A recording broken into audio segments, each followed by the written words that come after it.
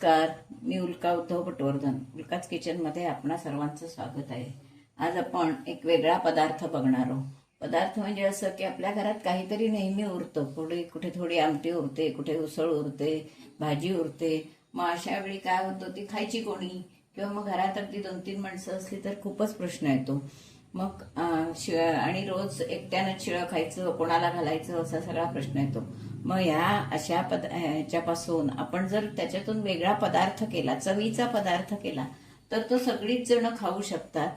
म्हणून आपण आज एक पदार्थ बघणार आहोत. तर त्याच्यासाठी आज मी माझ्याकडे मुगाची उसळ केली, ती थोडी उरली आहे.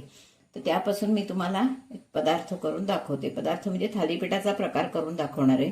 तर त्याच्यासाठी ही पहिल्यांदा मुगाची उसळ. आता पहिल्यांदा काय करणार आहे, तर मी ही भरडून घेणार आहे. त्याआधी पहिल्यांदा मी मिक्सरला लावून भरडून घेते आणि पुढे तुम्हाला सगळं दाखवते. आपण हे एका मोठ्या बाउलमध्ये सगळं काढून घेऊया वाटलेलं आहे ते. आता आपण ही उसळ वाटून घेतली. त्यामध्ये आता आपण सगळे मसाले घालणार आहोत. आलं लसूण पेस्ट घालणार आहे, जास्त नाही, थोडी, कारण आपलं हे कमी आहे त्याच्यामुळे मी थोडं घातलंय. त्यानंतर भरपूर कोथिंबीर,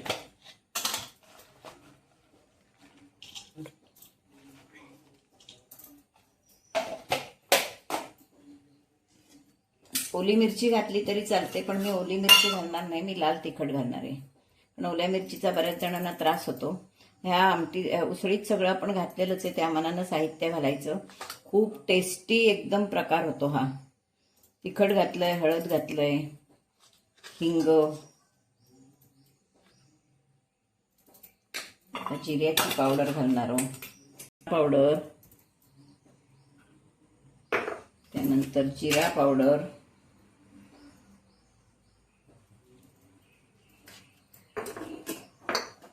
नंतर चवीप्रमाणे मीठ.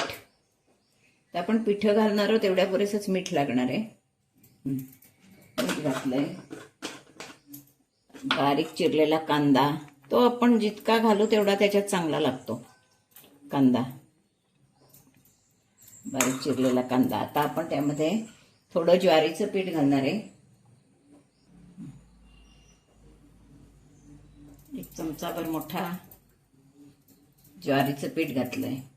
तसंच आता तांदूळाचं पण घालणार आहे. ज्वारीचं घातलंय,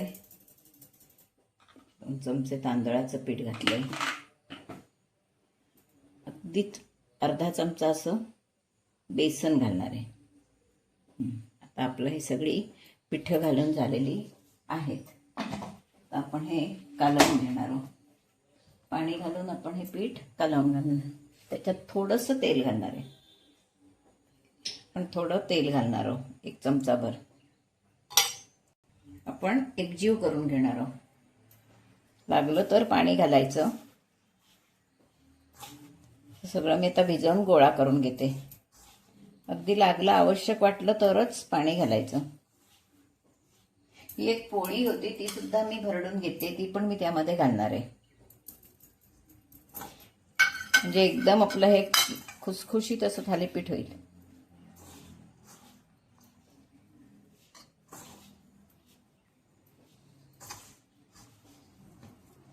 हे छानपैकी थोडंसं पाणी लागेल ते लावून मळून घेते. थोडं पाणी घालायला लागणार आहे. लागेल तसं पाणी घालून असं घट्ट मळून घ्यायचं. त्याचं आपण छानपैकी थालीपीठ लावायचं. आता आपण असा गोळा घेऊन त्याचं थालीपीठ लावणार आहोत.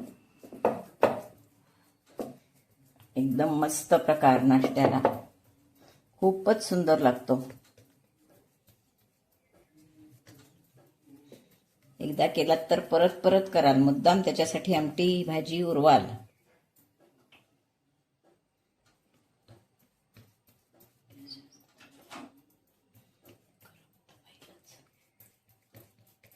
आपण छानपैकी जाड पातळ आपल्याला हवं तसं करायचं.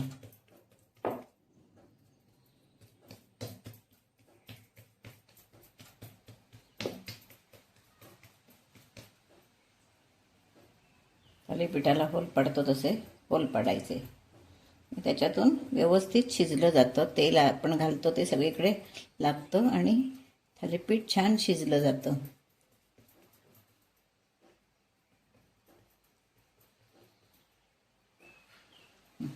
आता मी हे थालीपीठ तव्यावर टाकणार आहे. तेल घालणार आहे, पण तव्याला जास्त तेल लावलेलं नाही आहे. याला फार तेल लागत नाही.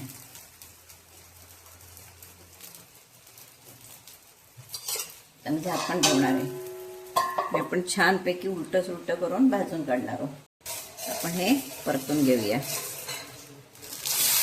एकदम छान खमंग खुसखुशीत असं थालीपीठ तयार. अजून हे एक लावून घेऊया.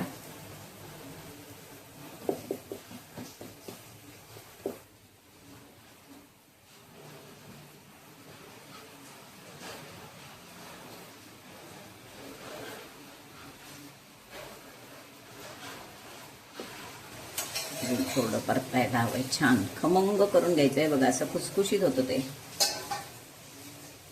काढताना वगैरे असं जपून काढायला लागतं, पण मोडलं तरी ते छान लागतं. खुसखुशीत पण आहे त्याला, कारण आपण पोळी पण एक होती ती भरडून घातली आहे. ते खूप खुसखुशीत आणि छान लागतं असं.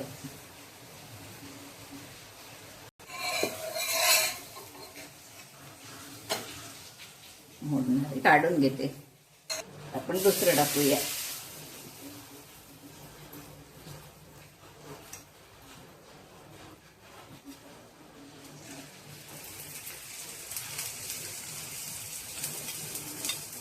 तेल जास्त लागत नाही, एकदाच घातलं की बास होतं.